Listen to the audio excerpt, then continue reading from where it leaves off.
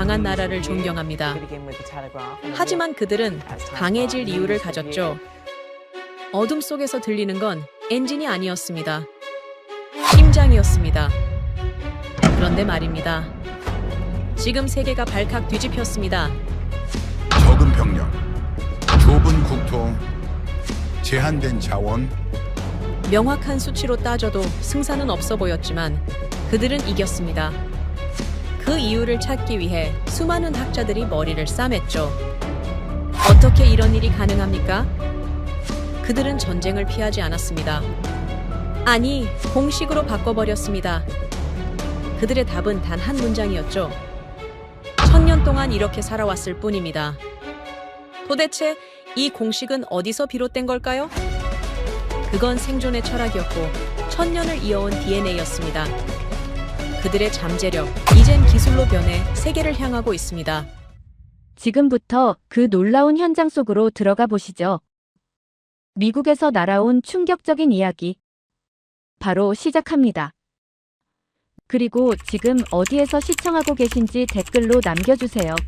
여러분의 이야기도 듣고 싶습니다. 그 전에 잠깐 1초 만에 누를 수 있는 좋아요 버튼을 꾹 눌러주시면 영상 제작에 큰 힘이 됩니다. 그럼 바로 사연 시작하겠습니다. 전쟁에서 이기는 방법은 사실 의외로 간단합니다. 상대보다 더 많이 쏘고 더 빨리 치며 더 오래 버티면 되니까요.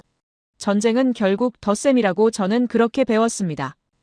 MIT에서도 해군에서도 그리고 CNN에서도 말이죠. 그런데 말입니다. 한국은 뺄셈으로 이겼습니다. 믿겨지십니까? 안녕하세요. 제 이름은 케빈 클라크라고 합니다. 저는 그날 밤 워싱턴 제 연구실에서 이 공식 앞에 앉아 한참을 멍하니 화면만 바라봤습니다. 이건 전쟁이 아니었습니다. 과학이었고 수학이었으며 1400년을 관통하는 생존의 철학이었습니다. 그 시작은 지난 가을이었어요. 늦은 밤 워싱턴 제 연구실에서 BBC 다큐멘터리 하나를 틀었는데 제목부터 자극적이었죠. 전투민족 한국 그들의 생존 비밀이라는 프로그램이었습니다. 처음엔 웃었어요. 전투민족이라니 2025년에 무슨 중세 판타지냐고 생각했죠. 저는 데이터를 신봉하는 사람입니다. 오랫동안 100개가 넘는 전장을 분석했고 단 한 번도 감정에 휘둘린 적이 없습니다. 전쟁은 경제력과 기술력의 싸움이지 민족성 같은 낭만적인 개념으로 설명할 수 없다고 배웠으니까요. 하지만 화면 속 내용은 제 예상을 완전히 빗나갔습니다. 645년 당나라가 고구려의 작은 요새 하나를 치기 위해 동원한 병력이 20만에서 30만이었다는 기록이 나왔어요. 그리고 그 성을 지킨 병력은 고작 3만 명이었죠. 20배 차이입니다. 말이 20배 차이지. 이건 전투가 아니에요. 학살입니다. 현대전으로 치면 탱크 100대가 소총든 보병 5명을 상대하는 격이죠.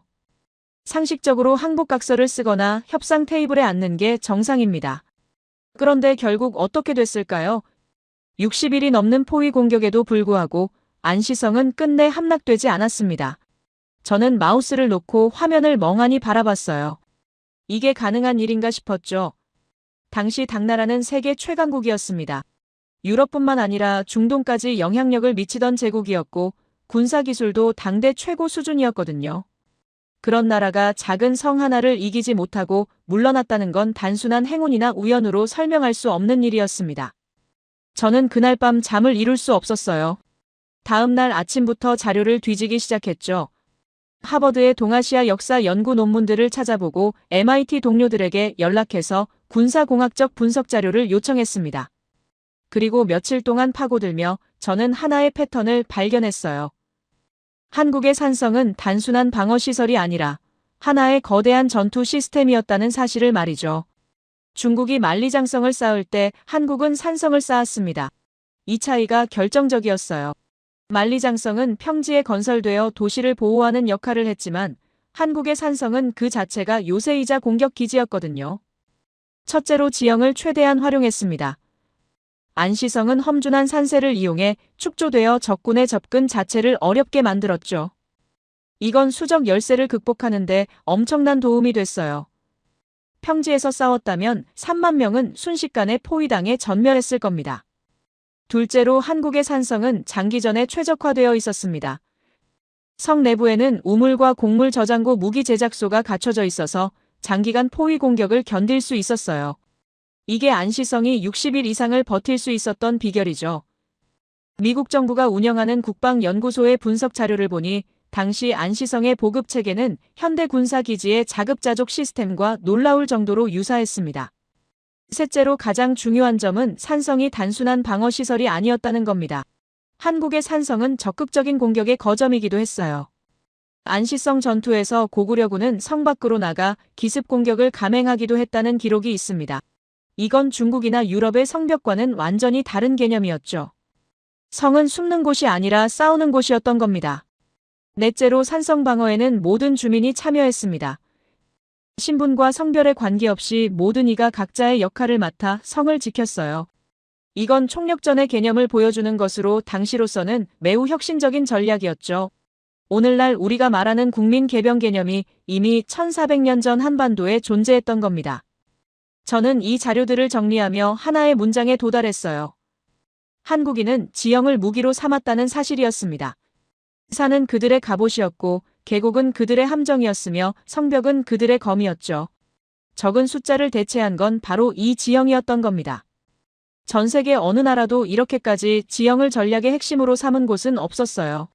그리고 저는 어쩌면 이게 단순한 전략이 아닐 수도 있다는 생각이 들었습니다. 이건 생존 본능이었어요. 사방이 강대국으로 둘러싸인 반도에서 살아남기 위해 만들어진 철학이었죠. 아시아에서 가장 작은 나라 중 하나였던 한국이 수천 년을 독립국으로 유지할 수 있었던 이유가 바로 여기에 있었습니다. 더 놀라운 건 이 전략이 일회성이 아니었다는 겁니다. 안시성 전투 이후에도 같은 패턴이 반복됐어요.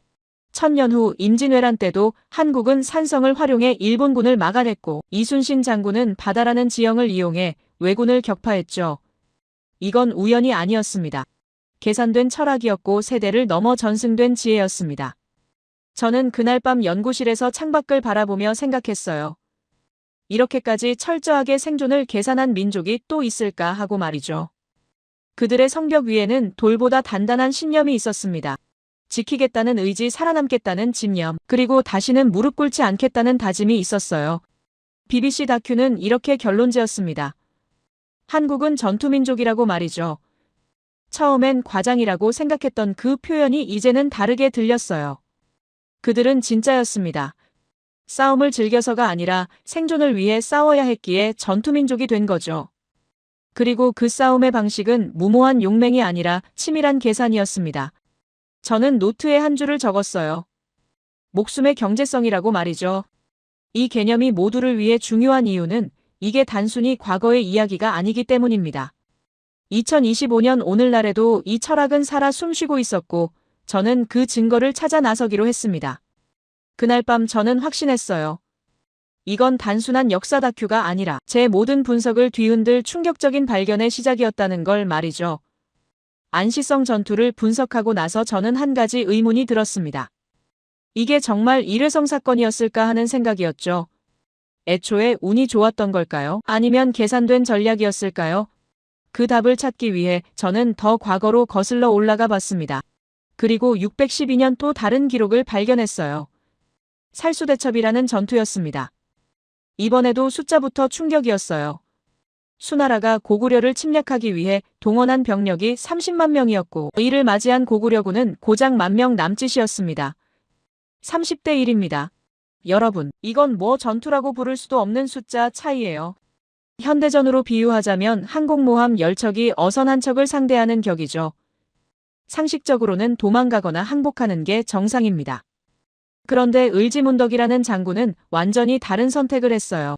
그는 말도 안 되는 전략을 펼쳤습니다. 수나라 군대를 일부러 깊숙이 꿰어들인 거예요.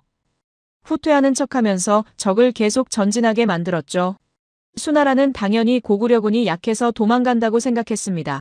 그래서 맹렬히 뒤쫓았고 병사들은 지쳐갔으며 보급선은 점점 길어졌어요.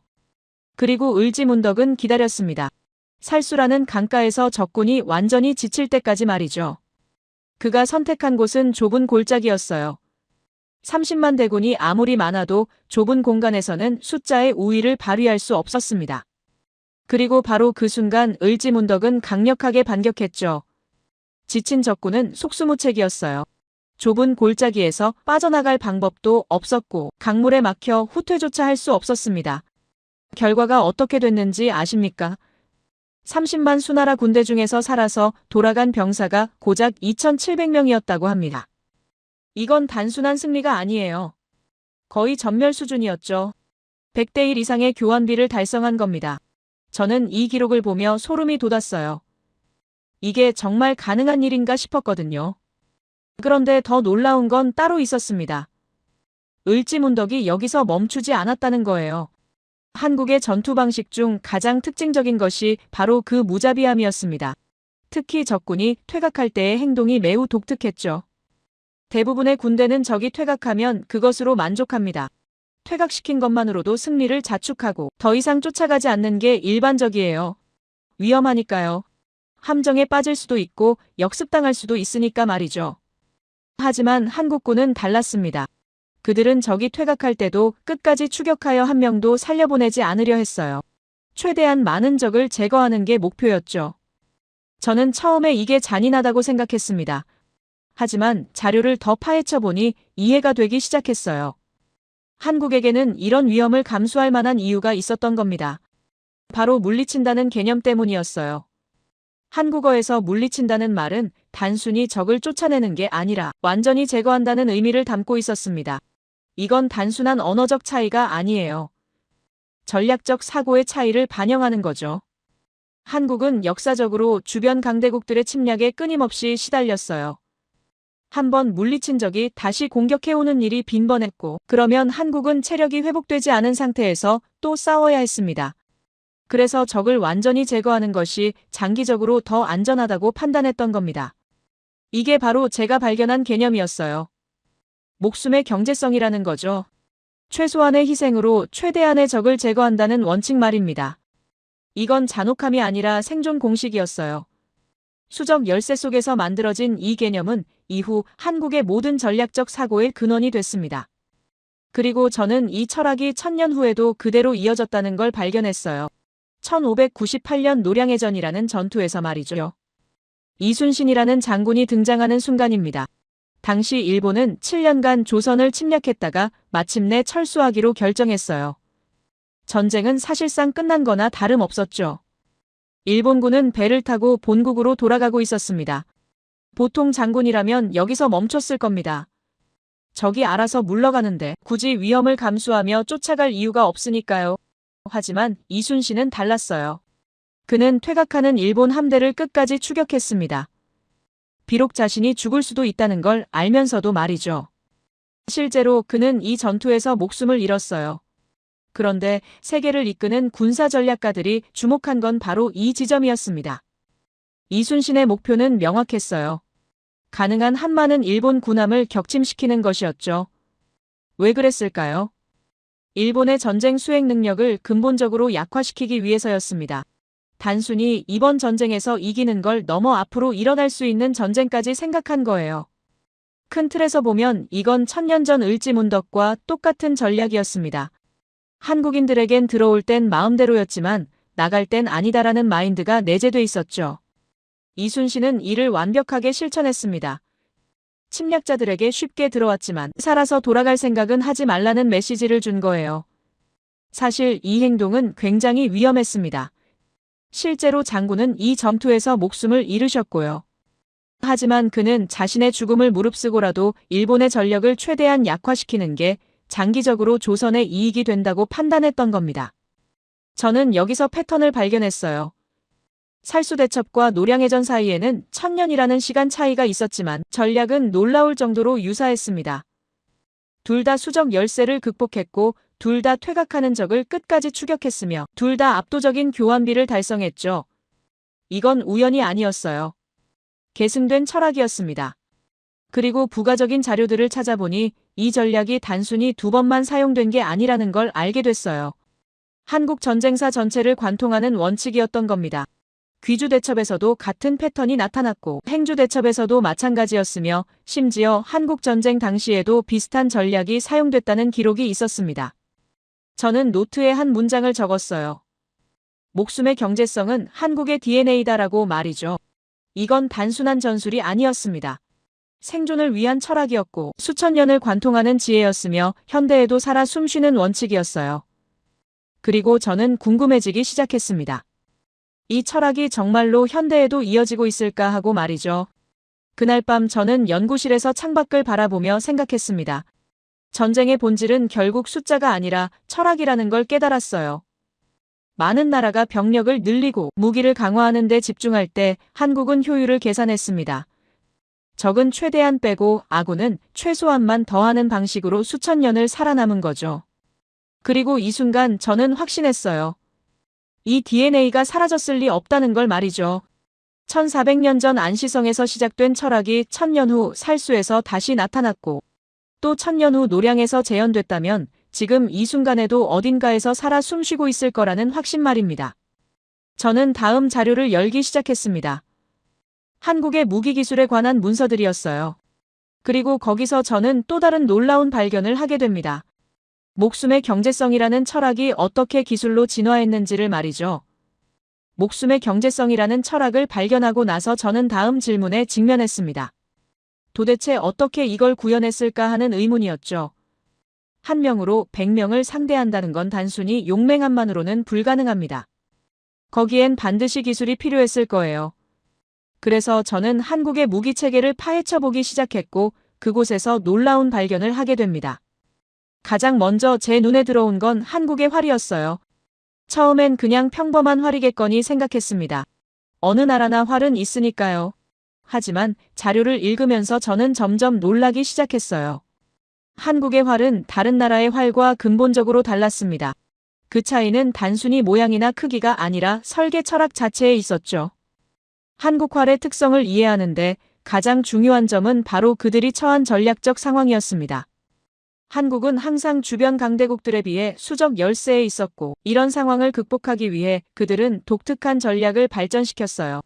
그 핵심은 바로 최대한 빨리 최대한 많이 쏘는 것이었습니다. 수적 열세를 극복하기 위해서는 한 명의 궁수가 여러 명의 적을 상대해야 했거든요. 이를 위해 그들은 매우 부드러운 활을 개발했습니다. 한국의 활 일명각공은 놀라울 정도로 유연했어요. 이 유연성이 바로 빠른 연사를 가능케 하는 비결이었죠. 활이 부드러우면 당기고 놓는 동작을 빠르게 반복할 수 있습니다. 이는 곧 더 많은 화살을 더 짧은 시간 안에 쏠 수 있다는 뜻이었어요. 그런데 여기서 의문이 생깁니다. 활이 부드러우면 힘이 약해지지 않을까요? 놀랍게도 한국의 활은 유연하면서도 강력하게 힘을 냈습니다. 이게 말도 안 되는 조합처럼 들리지만 실제로 가능했어요. 이건 복합 재료의 사용과 독특한 제작 기술 덕분이었습니다. 대나무 동물의 뿔과 힘줄, 그리고 나무를 복합적으로 사용해 만든 한국의 활은 탄성을 극대화하면서도 강도를 유지할 수 있었죠. 또한 시자 모양의 독특한 구조는 작은 크기로도 큰 힘을 낼 수 있게 해주었습니다. 저는 MIT 재료공학과 동료에게 연락해서 이 구조에 대해 물어봤어요. 그는 한국 활의 설계를 보고 놀라워했습니다. 현대 복합소재 이론으로 봐도 매우 효율적인 구조라고 말했죠. 서로 다른 물성을 가진 재료들을 층층이 쌓아서 각각의 장점을 극대화하는 방식은 애초에 현대 항공우주공학에서나 쓰는 개념이었거든요. 그런데 한국은 수백 년 전에 이미 이 원리를 활에 적용하고 있었던 겁니다. 이런 특성들이 합쳐져 한국의 궁수들은 빠른 속도로 정확하게 화살을 쏠 수 있었어요. 한 명의 궁수가 짧은 시간 안에 여러 발의 화살을 쏠 수 있다는 것은 전략적으로 엄청난 이점이었습니다. 수적 열세를 어느 정도 상쇄할 수 있었으니까요. 실제로 한국의 궁수들은 놀라운 속도로 화살을 쏠 수 있었다고 합니다. 숙련된 궁수는 1분에 10발 이상의 화살을 정확하게 쏠 수 있었다고 하더군요. 그리고 저는 여기서 흥미로운 가설 하나를 발견했습니다.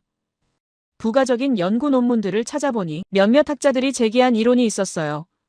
수백 년 어쩌면 수천 년 동안 지속된 활 문화가 한국인들의 유전적 특성에 영향을 미쳤을 가능성이 있다는 거였죠. 첫째로, 활을 잘 쏘기 위해서는 뛰어난 시력이 필요합니다. 특히 원거리 표적을 정확히 맞히기 위해서는 말이죠. 오랜 세월 동안 좋은 시력을 가진 사람들이 전쟁에서 살아남아 자손을 남겼을 가능성이 높았을 거예요. 둘째로, 활을 쏘는 데는 정교한 근육 조절 능력이 필요합니다. 특히 한국의 활처럼 부드러운 활을 다루려면 더욱 그렇죠. 이러한 능력이 뛰어난 사람들이 생존에 유리했을 것이고, 셋째로 빠른 반사신경과 집중력도 중요했습니다. 연달아 빠르게 활을 쏘면서도 정확도를 유지하려면 이런 능력들이 필수적이었으니까요. 이런 특성들을 지닌 사람들만 살아남으며 세대를 거듭하며 유전적으로 강화되었을 가능성이 있다는 겁니다. 물론 이는 자연 선택의 결과겠지만 결과적으로 한국인들의 DNA에 이런 특성들이 더 많이 남아있을 수 있다는 거죠. 그리고 실제로 현대 한국은 양궁 강국으로 알려져 있습니다. 올림픽에서 보여주는 그들의 놀라운 성과는 단순히 훈련의 결과만은 아닐 수도 있다는 생각이 들었어요. 저는 이 대목에서 잠시 멈춰 생각했습니다. 정말로 전쟁이 한 민족의 유전자까지 바꿀 수 있을까 하는 의문이었죠. 하지만 자료를 더 찾아보니 이건 충분히 가능한 일이었어요. 생존 압력이 강할수록 자연 선택의 속도는 빨라지니까요. 그리고 한국처럼 수천 년 동안 끊임없이 전쟁을 치른 나라라면 그 압력은 엄청났을 겁니다. 그런데 이야기는 여기서 끝이 아니었습니다. 화약 무기가 도입된 시대에도 한국은 같은 철학을 이어갔거든요. 저는 다음 자료를 열었습니다. 천자총통이라는 이름의 화포에 관한 문서였어요. 그리고 거기서 저는 또 한 번 충격을 받게 됩니다. 천자총통은 1425년 세종시대에 등장한 대형 화포였습니다. 크기부터 압도적이었어요. 총 길이가 1.3m의 구경이 128mm였고 무게는 420kg에 달했습니다. 이건 당시 기준으로 보면 거대한 무기였죠. 최대 사거리는 약 960m 정도로 추정됐고 유효 살상 거리는 200에서 500m 정도였다고 합니다. 여기서 주목할 점은 당시 일본이 사용하던 조총의 사거리가 100에서 200m 정도였다는 겁니다. 한국의 천자총통은 그 5배 거리에서 적을 공격할 수 있었어요. 이게 무슨 의미인지 아십니까? 적이 아직 한국군의 사거리에 들어오기도 전에 일방적으로 공격할 수 있다는 뜻이었죠. 이건 엄청난 전술적 우위였습니다. 더 놀라운 건 천자총통의 파괴력이었어요. 해군사관학교에서 실시한 재현 실험이 있었는데 현대 화약을 사용해 옛날 기준량의 3분의 1만 사용해서 대장군전이라는 화살형 포탄을 발사했다고 합니다. 그 결과가 어땠는지 아십니까? 포탄이 400m를 날아가 화강암 석축 사이에 작은 틈바구니를 비집고 80cm 가까이 박혀버렸다고 해요. 화약을 3분의 1만 썼는데도 말이죠. 저는 이 기록을 보며 소름이 돋았습니다. 천자총통은 단순히 큰 대포가 아니었어요. 한국의 목숨의 경제성 철학이 화약 무기로 진화한 형태였던 겁니다. 활에서 보여준 그 효율성 개념이 그대로 화포에 적용된 거죠. 한 발로 최대한 많은 적을 제거한다는 원칙 말입니다. 그런데 흥미로운 사실이 하나 더 있었어요. 천자총통은 청동 합금으로 만들어져서 가격이 상당히 비쌌다고 합니다. 철로 만든 주철포는 비교적 저렴했지만 취성이 약해 크기를 키우기 어려웠거든요. 특히 제강 가공 기술이 미진하던 동양에서는 19세기까지 주철포를 생산하기 어려웠다고 해요. 그래서 조선은 비싼 청동을 써서라도 성능 좋은 대포를 만들었던 겁니다. 비록 천자총통이 화약을 많이 소모한다는 단점이 있었지만 그 위력만큼은 확실했습니다.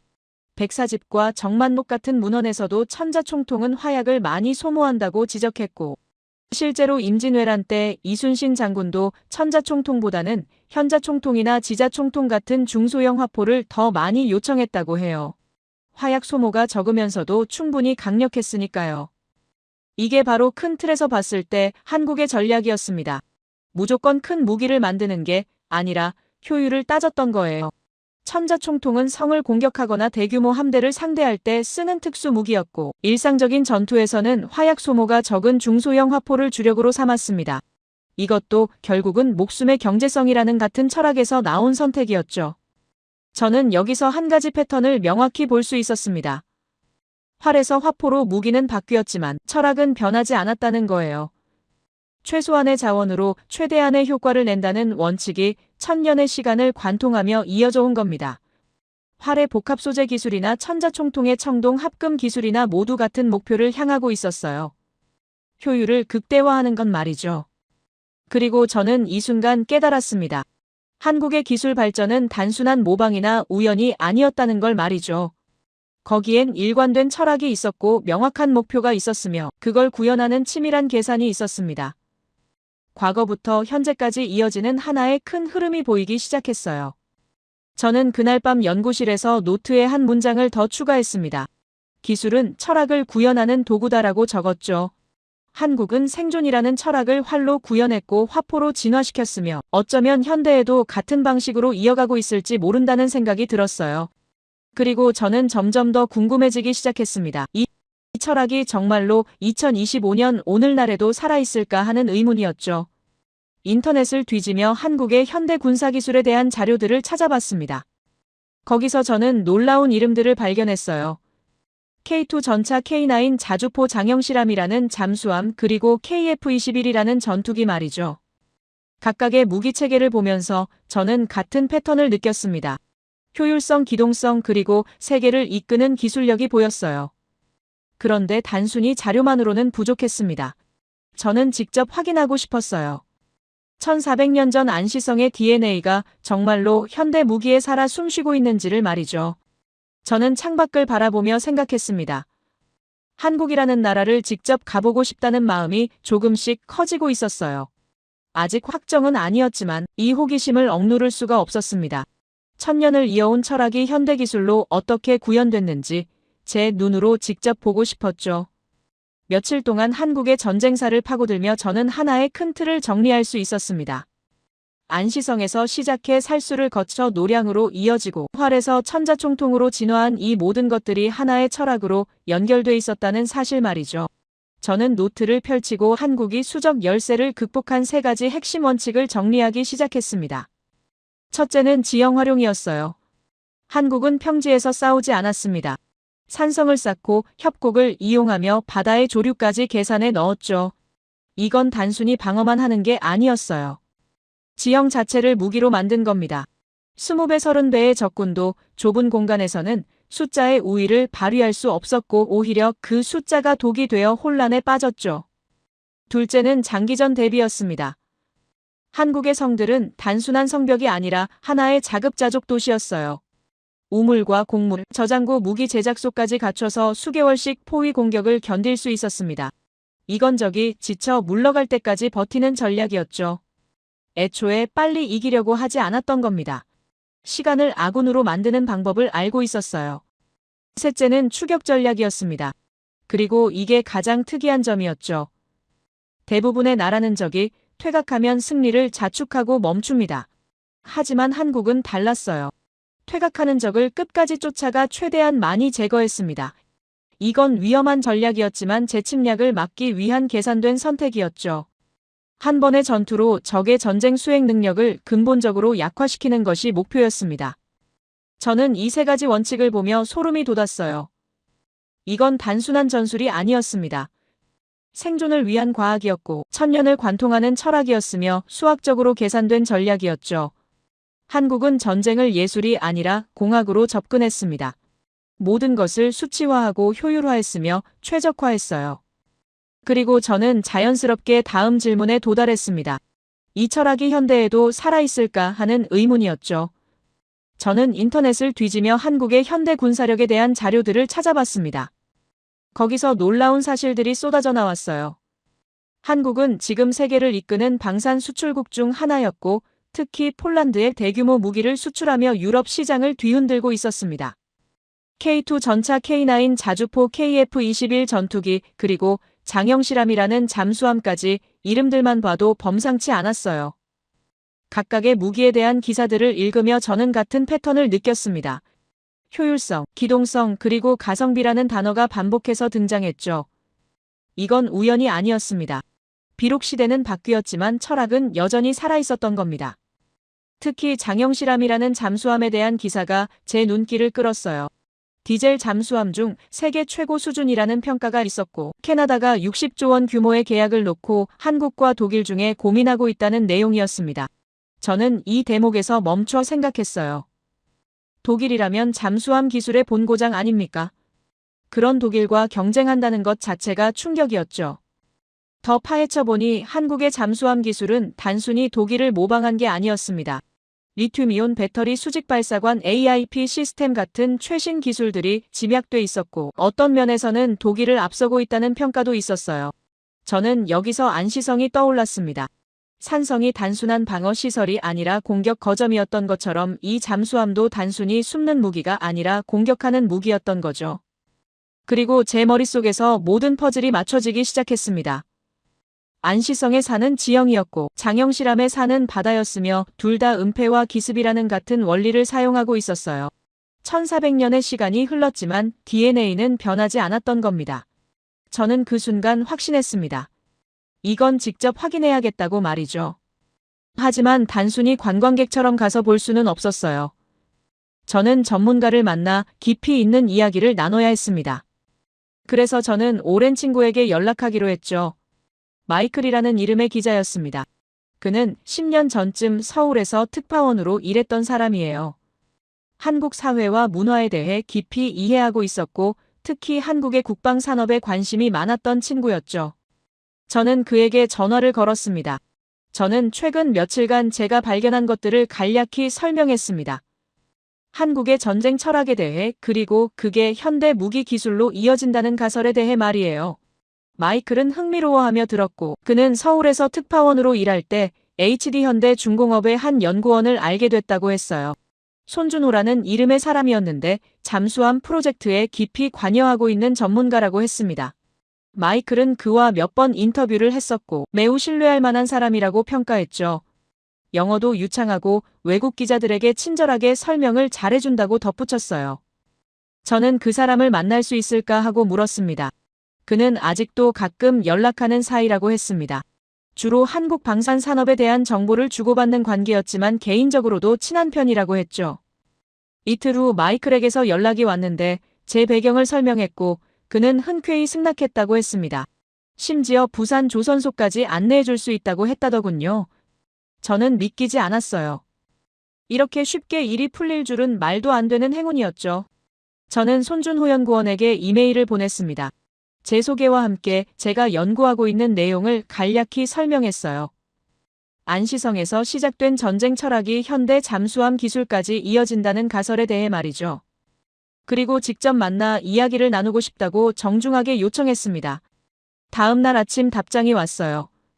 손준호 연구원은 제 가설에 매우 흥미로워했고 강력하게 환영한다는 내용이었습니다. 저는 항공권을 검색하기 시작했습니다. 워싱턴에서 인천까지 직항이 있었고 거기서 부산까지는 기차로 2시간이면 갈 수 있었어요. 출발편을 예약하며 저는 지난 몇 주간의 여정을 되돌아봤습니다. BBC 다큐를 보며 시작된 호기심이 이제 실제 여행으로 이어지고 있었죠. 그날 밤 저는 연구실에서 마지막으로 자료들을 정리했습니다.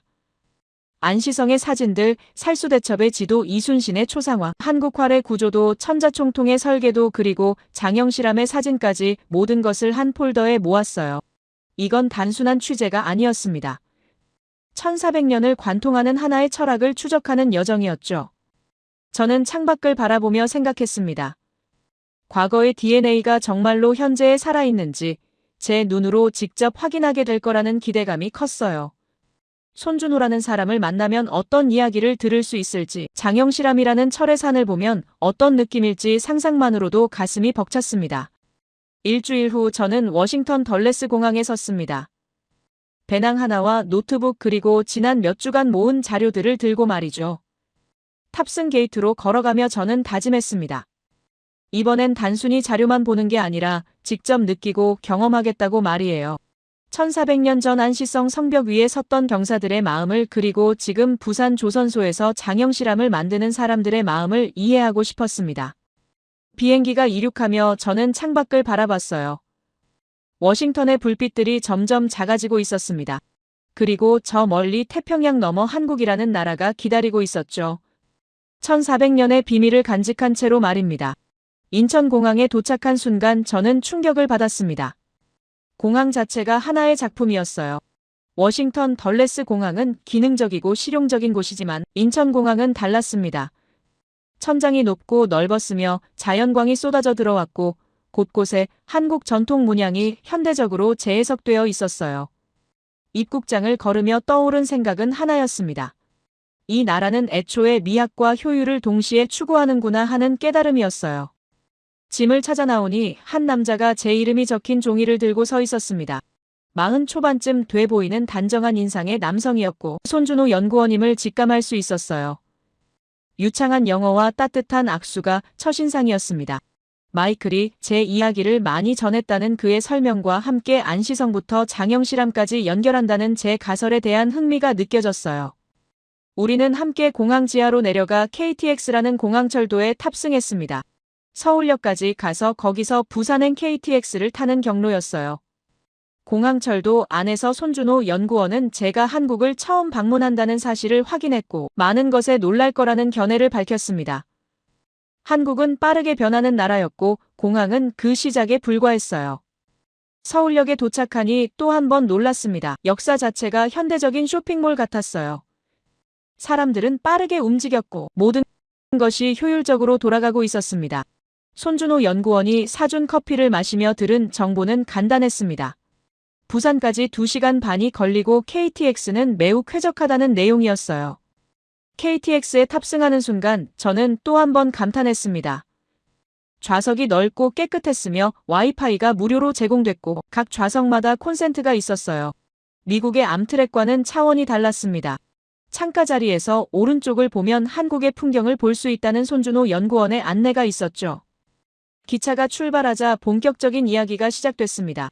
손준호 연구원은 제가 BBC 다큐를 보고 연구를 시작했다는 사실을 마이클에게 전해 들었고 특히 목숨의 경제성이라는 개념에 대한 제 설명을 경청했어요.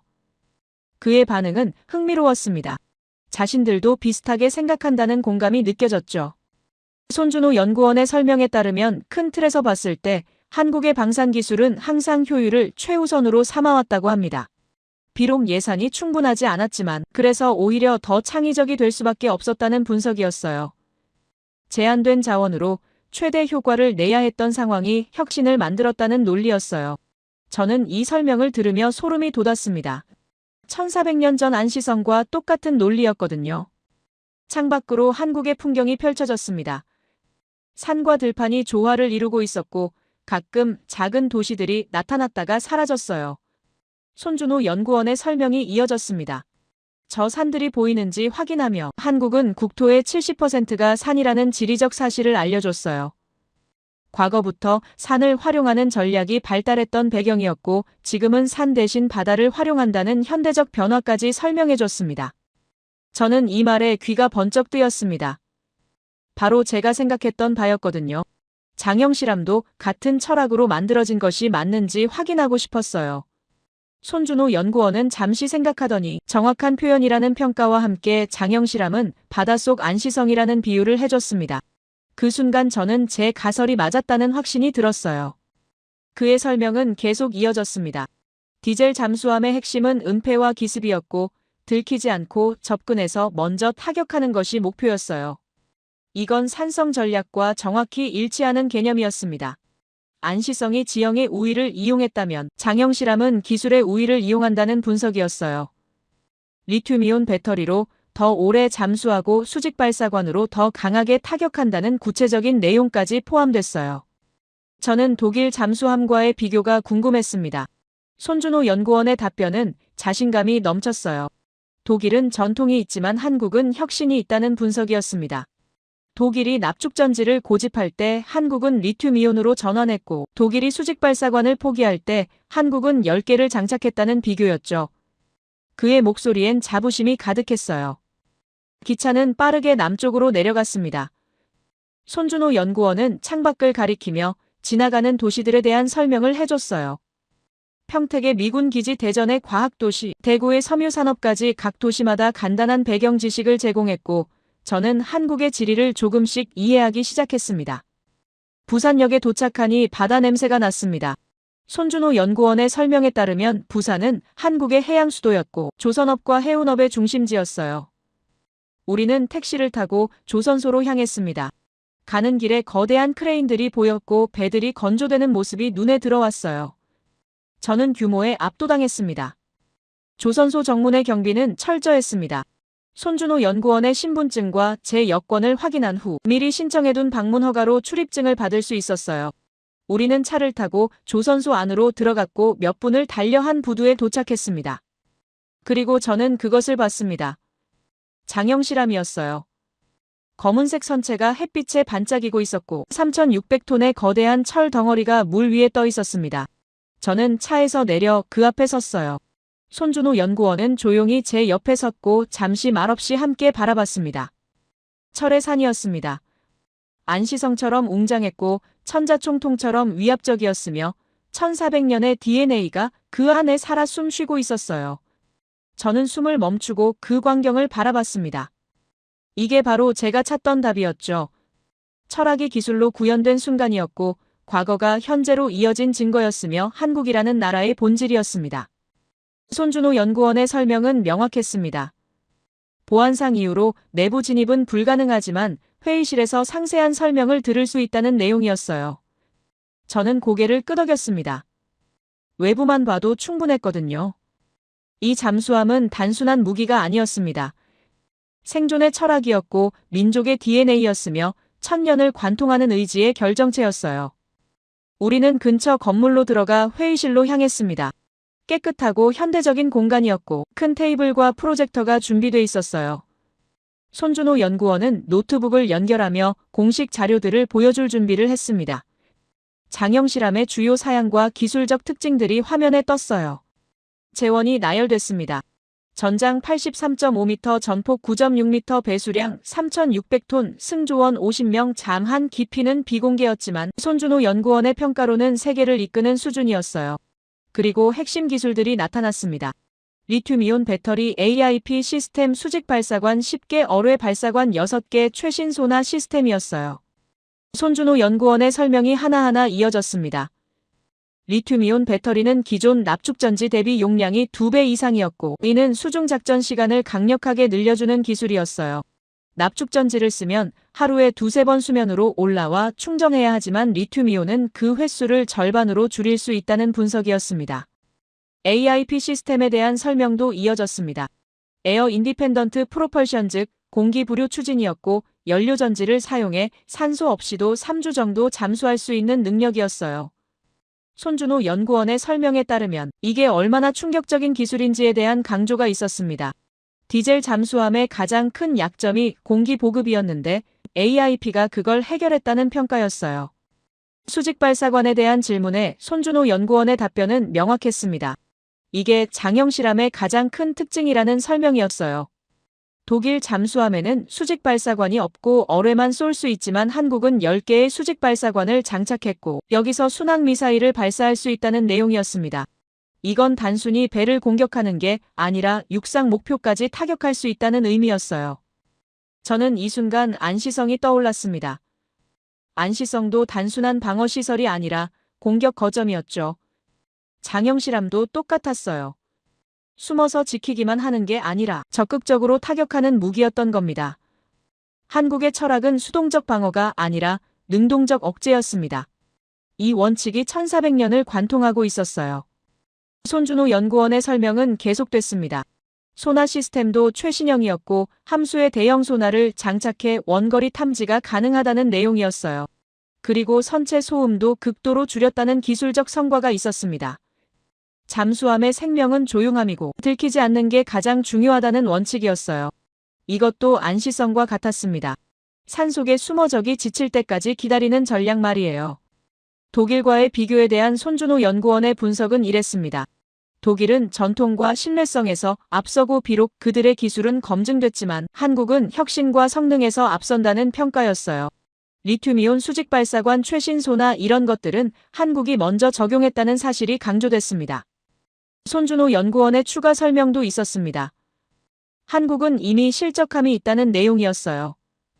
도산 안창호함이 이미 운용 중이고 장영실함은 그 개량형이라는 사실 그리고 독일은 3,000톤급 잠수함을 아직 판 적이 없고 모두 2,000톤 이하라는 비교 분석이었어요. 저는 이 설명을 듣고 놀랐습니다. 한국이 독일보다 실전 경험이 더 많다는 의미였거든요. 손준호 연구원은 화면을 넘기며 캐나다 프로젝트에 대한 정보를 제공했습니다. 캐나다가 잠수함 12척을 새로 도입하려고 하고 총 60조 원 규모라는 내용이었어요. 그리고 최종 후보가 한국과 독일이라는 현황이었습니다. 캐나다 해군의 평가는 매우 높았고 실제로 장영 실험을 보고 이대로 해달라는 반응이었다는 설명이 있었어요. 계약 확정 여부에 대한 손준호 연구원의 답변은 조심스러웠습니다. 아직 확정은 아니고 정치적인 문제가 있다는 내용이었어요. 캐나다는 나토 회원국이고 유럽 국가들이 압력을 넣고 있다는 배경 설명이 있었습니다. 우리끼리 하자는 분위기라는 현실이었죠. 하지만 손준호 연구원의 자신감은 명확했습니다. 해군은 한국 편이고 기술로는 이미 이겼다는 평가였어요. 회의실을 나와 다시 한번 장영 실험을 바라봤습니다. 석양이 지고 있었고 검은 선체가 황금빛으로 물들고 있었어요.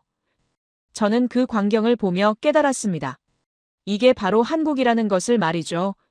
수적 열쇠를 기술로 극복하고 지형을 무기로 만들며 효율을 극대화하는 민족이었고 1400년 전 안시성에서 시작된 DNA가 지금 이 순간에도 살아 숨쉬고 있었습니다. 손준호 연구원은 제 옆에 섰고 제 가설이 맞았는지 확인하고 싶어하는 눈빛이었어요. 저는 고개를 끄덕이며 확신을 표현했습니다. 장영 실험은 바다 위의 안시성이 맞다는 제 결론이었죠. 그는 만족스러운 표정을 지었고 내일 더 자세한 이야기를 나눠보자는 제안과 함께 오늘은 호텔에서 쉬라는 배려를 해줬습니다. 그날 밤 부산 호텔에서 저는 잠을 이룰 수 없었습니다. 장영 실험의 모습이 계속 머릿속에 맴돌았고 손준호 연구원의 설명들이 귓가에 맴돌았어요. 저는 노트를 펼치고 오늘 느낀 것들을 정리하기 시작했습니다. 그리고 한 문장을 적었어요. DNA는 죽지 않는다, 형태만 바뀔 뿐이다라고 말이죠. 다음 날 아침 저는 다시 조선소 회의실에 앉아 있었습니다. 손준호 연구원은 더 상세한 자료들을 준비해뒀고 이번엔 기술적 세부 사항과 국제 경쟁 상황을 함께 설명할 예정이었어요. 프로젝터 화면에는 장영 실험과 경쟁 잠수함들의 비교표가 떠올랐습니다. 손준호 연구원의 설명은 리튬이온 배터리부터 시작됐습니다. 이 기술이 얼마나 혁명적인지에 대한 강조가 있었어요. 기존 납축전지는 무겁고 용량이 작았지만 리튬이온은 무게는 절반이면서 용량은 2배였습니다. 이게 실전에서 어떤 의미인지 구체적인 비교 데이터가 제시됐어요. 납축전지 잠수함은 최고 속력으로 1시간을 달리면 배터리가 완전히 소진됩니다. 그러면 수면으로 올라가 디젤 엔진을 돌려 충전해야 하는데 이 과정에서 잠수함은 완전히 노출되고 적의 레이더에 포착될 위험이 충격적인 진실이었어요. 하지만 리튬이온 배터리는 최고 속력으로 3시간을 달릴 수 있고 이건 작전 반경을 3배로 늘려준다는 의미였습니다. 더 중요한 건 일상적인 작전 능력이었어요. 납축전지 잠수함은 하루에 2~3번 수면으로 올라와야 하지만 리튬이온은 하루에 1번이면 충분했습니다. 이 차이가 생존율을 주도적으로 높여준다는 분석이었어요.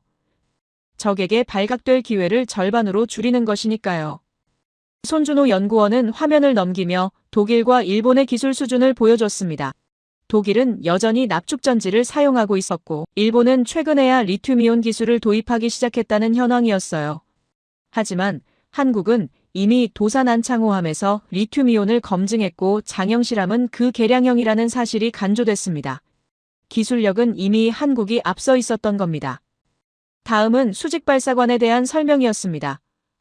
화면에는 장영 실험의 단면도가 나타났고 선체 중앙에 10개의 수직 발사관이 배치된 모습이 보였어요. 손준호 연구원의 설명에 따르면 이게 장영 실험을 단순한 대함 잠수함이 아니라 전략 무기로 만드는 핵심이었습니다. 수직 발사관에서는 순항 미사일을 발사할 수 있었습니다. 사거리는 1000km가 넘었고 육상의 적기지 레이더 시설 지휘부까지 타격할 수 있었어요. 이건 잠수함의 역할을 완전히 바꾸는 능력이었습니다. 바다에서 육지를 공격할 수 있다는 의미였으니까요. 손준호 연구원은 비교 데이터를 보여줬습니다. 독일 잠수함은 수직 발사관이 없고 어뢰 발사관만 있었어요. 프랑스 잠수함도 마찬가지였습니다. 일본은 수직 발사관을 개발 중이지만 아직 실전 배치는 못했다는 현황이었어요. 한국만이 디젤 잠수함에 수직 발사관 10개를 장착하고 실제로 운용하고 있었습니다. 저는 이 대목에서 부러워할 만한 성과라는 생각이 들었습니다. 전통적인 잠수함, 강국들인 독일과 프랑스를 기술적으로 앞선다는 건 쉬운 일이 아니었으니까요. 손준호 연구원의 설명은 계속됐고 소나 시스템에 대한 정보가 이어졌습니다. 장영 실험의 소나는 함수의 대형 능동 소나를 장착했고 함체 측면에는 수동 소나 배열이 있었어요. 이 조합으로 원거리 탐지와 정밀 추적을 동시에 할 수 있다는 능력이었습니다. 탐지 거리는 비공개였지만 손준호 연구원의 설명에 따르면 누구도 넘볼 수 없는 수준이라는 평가였어요. 더 인상적인 건 소음 감소 기술이었습니다. 잠수함의 생존은 조용함에 달려있고 들키지 않는 게 가장 중요한 능력이었어요. 장영실함은 선체 내부에 방음 타일을 전면 배치했고 엔진과 발전기를 진동 흡수 장치에 띄워서 설치했으며 프로펠러도 특수 설계로 캐비테이션 소음을 최소화했습니다. 손준호 연구원이 보여준 비교 그래프는 놀라웠습니다. 장영실함의 소음 수준은 독일 최신 잠수함과 거의 동등했고 일부 주파수 대역에서는 오히려 낮았어요. 이건 한국 조선업의 정밀 가공 기술이 세계를 이끄는 수준이라는 증거였습니다. 그리고 AIP 시스템에 대한 심화 설명이 이어졌습니다. 에어 인디펜던트 프로펄션은 공기 없이도 추진할 수 있는 기술이었고 장영실함은 연료 전지 방식을 채택했어요. 수소와 산소를 화학 반응시켜 전기를 만드는 원리였고 부산물은 물뿐이라 소음도 거의 없었습니다. 손준호 연구원의 설명에 따르면 이 기술로 3주 동안 수면으로 올라오지 않고 작전할 수 있다는 능력이었어요. 이건 핵잠수함에 근접하는 성능이었습니다. 비록 핵잠수함만큼 무제한은 아니지만 디젤 잠수함으로서는 최고 수준이라는 평가였어요. 화면이 바뀌며 국제 경쟁 상황이 나타났습니다. 손준호 연구원은 캐나다 프로젝트에 대한 상세한 정보를 제공하기 시작했어요. 캐나다는 노후한 빅토리아급 잠수함을 대체하기 위해 신규 잠수함 12척을 도입할 계획이었고 총 사업비는 60조 원 규모였습니다. 이 프로젝트의 최종 후보는 한국과 독일이었어요. 프랑스와 스웨덴은 초기 단계에서 탈락했고 일본은 아예 참여하지 않았습니다. 손준호 연구원이 보여준 자료에는 캐나다 해군의 평가 보고서가 포함돼 있었어요. 캐나다 해군의 평가는 명확했습니다. 기술적으로는 한국이 우위라는 분석이었어요. 리튬이온 배터리 수직 발사관, 최신 소나 이 세 가지에서 한국이 독일을 압도했다는 내용이었습니다. 특히 캐나다 총리가 직접 부산을 방문해 장영실함을 둘러본 후 이대로 만들어달라는 반응을 보였다는 일화가 있었어요. 하지만 문제는 정치였습니다. 손준호 연구원이 보여준 다음 슬라이드에는 유럽의 반응이 정리돼 있었어요. 캐나다는 나토 회원국이고 유럽 국가들과 긴밀한 관계를 유지하고 있었습니다. 독일이 탈락하면 유럽 방산 산업에 충격이 올 거라는 우려가 유럽 전역에 퍼져 있었어요. 특히 폴란드 사태가 유럽을 긴장시켰습니다. 손준호 연구원의 설명에 따르면 한국은 최근 폴란드의 K2 전차 1000대 K9 자주포 600문 FA-50 전투기 48대를 수출하는 계약을 체결했어요. 총 50조 원 규모의 거래였고 이건 유럽 역사상 아시아의 중심 국가가 유럽에 이렇게 대규모 무기를 수출한 첫 사례였습니다. 유럽의 반응은 발칵 뒤집어졌다는 표현이 적절했어요. 손준호 연구원이 보여준 자료에는 유럽 각국 언론의 헤드라인이 나열돼 있었습니다. 독일 언론은 한국의 도전이라는 제목으로 보도했고 프랑스는 기술 패권 경쟁이라는 표현을 썼으며 영국은 유럽 방산의 위기라는 분석 기사를 냈어요. 더 놀라운 건 유럽연합의 대응이었습니다. 손준호 연구원의 설명에 따르면 유럽연합은 1,500억 유로 규모의 방위산업 기금을 조성하기로 결정했어요. 이 기금의 목적은 명확했습니다. 유럽 영내에서 무기를 구매하도록 금융 지원을 하겠다는 계획이었고 사실상 한국을 경계하는 방어선이었어요. 손준호 연구원이 보여준 유럽 정상회의 자료에는 우리끼리 하자는 슬로건이 명시돼 있었습니다. 유럽 국가들은 실용적으로 뭉쳐서 역외 무기 도입을 막으려는 전략을 세운 겁니다. 독일, 프랑스, 이탈리아, 스페인이 특히 적극적이었고 이들은 한국의 추가 진출을 차단하는 데 합의했어요. 하지만 손준호 연구원의 분석은 낙관적이었습니다. 유럽이 뭉친다는 건 역설적으로 한국을 심각한 경쟁자로 인정한다는 의미였어요. 만약 한국 기술이 형편없었다면 굳이 1,500억 유로를 쓰며 방어선을 칠 이유가 없었을 겁니다. 유럽이 두려워한다는 건 한국이 그만큼 강하다는 증거였습니다. 손준호 연구원은 다시 캐나다 이야기로 돌아왔습니다. 현재 상황은 이랬어요. 캐나다 해군은 한국을 선호하고 기술평가에서도 한국이 우위였지만 정치권은 유럽의 눈치를 보고 있었습니다. 특히 독일이 강하게 로비하고 있었고 나토 동맹 관계를 강조하며 압박하고 있었어요. 하지만 변수가 있었습니다. 손준호 연구원이 보여준 자료에는 캐나다의 전략적 고민이 정리돼 있었어요. 캐나다는 태평양 국가이기도 했고 중국의 부상을 경계하고 있었습니다. 북극 항로 개발과 인도태평양 전략을 고려하면 한국과의 협력이 실용적으로 더 유리하다는 분석이 캐나다 내부에서 제기되고 있었어요. 손준호 연구원의 설명에 따르면 한국은 이 점을 적극 활용하고 있었습니다. 단순히 잠수함만 파는 게 아니라 기술 이전 현지 생산, 유지보수 지원까지 패키지로 제공하겠다는 제안이었어요. 캐나다가 자체적으로 잠수함을 생산하고 관리할 수 있도록 모든 기술을 이전하겠다는 파격적인 조건이었습니다. 이건 독일이 절대 줄 수 없는 조건이었어요. 독일은 자국의 기술 우위를 지키기 위해 핵심 기술은 절대 이전하지 않는 원칙을 가지고 있었습니다. 하지만 한국은 달랐습니다. 손준호 연구원의 설명에 따르면 한국의 전략은 기술 이전을 통해 장기적 파트너십을 구축하는 것이었어요. 화면에는 한국 방산 수출의 성장 그래프가 나타났습니다. 2010년대 초반만 해도 연간 수출액이 10억 달러 수준이었지만 2025년에는 200억 달러를 돌파할 전망이었어요. 20배 성장이었고 세계를 이끄는 방산 수출국 순위에서 한국은 이제 10위 안에 들어갔습니다. 손준호 연구원은 이 성장의 비결을 설명했습니다. 첫째는 가성비였어요. 독일이나 미국 무기보다 30% 저렴하면서도 성능은 거의 동등하거나 일부에서는 우수했습니다. 둘째는 납기였어요. 한국 조선업의 생산 속도는 세계 최고 수준이었고 독일이 5년 걸릴 것을 한국은 3년 만에 납품할 수 있었습니다. 셋째는 기술 이전이었습니다. 한국은 파격적으로 기술을 이전해주고 현지 생산을 지원했어요. 이건 단순히 무기를 파는 게 아니라 파트너 국가의 방산 산업을 키워주는 전략이었습니다. 폴란드가 한국을 선택한 이유도 여기에 있었어요. 손준호 연구원이 보여준 마지막 슬라이드에는 한국 방산의 미래 전망이 정리돼 있었습니다. 캐나다 잠수함 프로젝트가 성사되면 이건 단순히 60조 원의 수출을 넘어서는 의미였어요. 한국이 디젤 잠수함 시장에서 독일을 제치고 주도권을 잡는다는 상징이었습니다. 그리고 그 다음 타겟은 이미 정해져 있었습니다.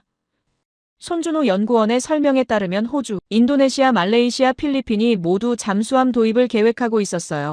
만약 캐나다에서 성공한다면 이 국가들도 한국을 선택할 가능성이 높았습니다.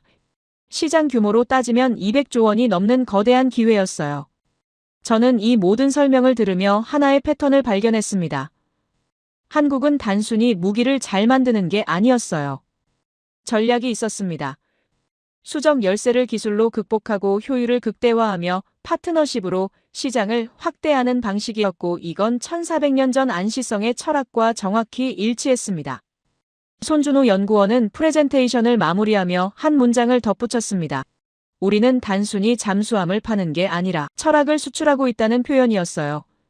생존을 위한 혁신, 효율을 위한 창의성, 협력을 통한 성장, 이 모든 게 한국의 DNA라는 설명이었습니다. 저는 회의실을 나서며 생각했습니다. 1400년 전 안시성에서 3만 명이 60만을 막아냈던 그 철학이 지금은 기술 패권 경쟁에서 유럽을 긴장시키고 있었어요. 형태는 바뀌었지만 본질은 같았습니다. 적은 자원으로 최대 효과를 내는 전략, 지형을 무기로 만드는 지혜, 그리고 끝까지 포기하지 않는 의지 말입니다. 부산에서의 마지막 아침이었습니다. 호텔 창밖으로 보이는 바다는 고요했고 저 멀리 조선소의 크레인들이 아침 햇살에 반짝이고 있었어요. 저는 짐을 챙기며 지난 이틀간의 경험을 되돌아봤습니다. 장영실함 앞에 섰던 그 순간부터 손준호 연구원의 상세한 설명까지 모든 게 생생했어요. 손준호 연구원은 호텔 로비에서 저를 기다리고 있었습니다. 그는 부산역까지 배웅해주겠다는 배려를 해줬고 우리는 함께 택시에 올랐어요. 가는 길에 그는 제게 한 가지 당부를 했습니다. 케빈, 당신이 발견한 철학을 세상에 알려주면 좋겠다는 내용이었어요. 한국의 기술이 단순한 모방이 아니라 천년을 이어온 생존의 지혜라는 사실을 말입니다. 부산역에 도착해 손준호 연구원과 악수를 나눴습니다. 그의 눈빛에는 자부심과 기대가 섞여 있었어요. 한국의 이야기가 세계를 이끄는 담론이 되길 바란다는 마음이 느껴졌습니다. 저는 반드시 그렇게 하겠다는 다짐을 속으로 했어요. KTX에 올라 서울로 향하는 동안 저는 노트북을 열었습니다. 몇 주간 모은 자료들을 정리하기 시작했어요. 장영실함의 사진 기술 사양서, 캐나다 프로젝트 자료, 유럽의 반응 보도, 모든 것이 하나의 이야기로 연결되고 있었습니다. 기차 창밖으로 한국의 풍경이 지나갔습니다.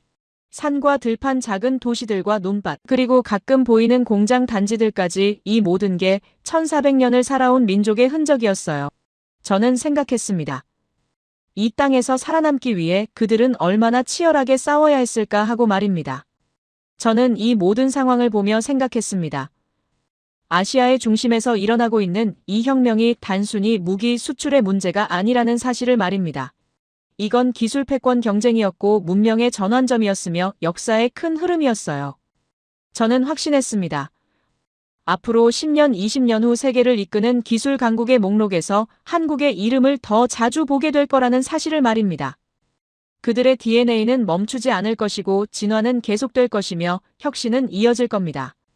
그리고 부러워하는 나라들이 늘어날 거예요. 어떻게 저렇게 빠르게 성장하느냐는 질문이 쏟아질 것이고 비결이 뭐냐는 분석이 나올 겁니다. 하지만 답은 간단합니다. 1400년을 관통하는 하나의 철학, 생존을 위한 계산 그리고 결코 포기하지 않는 의지 말입니다. 저는 이 이야기가 많은 나라에 영감을 주길 바랍니다. 특히 작은 나라들, 자원이 부족한 나라들, 강대국에 둘러싸인 나라들에게 말입니다. 한국의 사례는 증명합니다. 약자도 강해질 수 있고 작은 나라도 세계를 이끄는 기술 강국이 될 수 있으며 불리한 조건도 창의성으로 극복할 수 있다는 사실을 말입니다. 제 이야기를 끝까지 들어주셔서 감사합니다. 모두 안녕히 계세요. 오늘의 사연 어떻게 들으셨나요? 우리가 살아가는 하루하루 속에도 어쩌면 그런 조용한 싸움이 숨어 있을지 모릅니다. 누군가는 여전히 포기하지 않고 누군가는 오늘도 자기만의 전쟁을 치르고 있을 테니까요. 그래서 이 이야기가 단순한 과거의 기록이 아니라 지금을 사는 우리의 모습 같다는 생각이 듭니다. 여러분의 생각을 아래 댓글에 남겨주세요. 그리고 감동적인 사연을 주변 사람들과 공유하고 함께 이야기 나눠보세요. 마지막으로 1초밖에 걸리지 않는 구독과 좋아요, 알림 설정은 영상 제작에 큰 힘이 됩니다. 지금까지 감동을 담아 여러분께 진심을 전하는 감동담기였습니다. 오늘 하루도 행복한 하루 보내세요.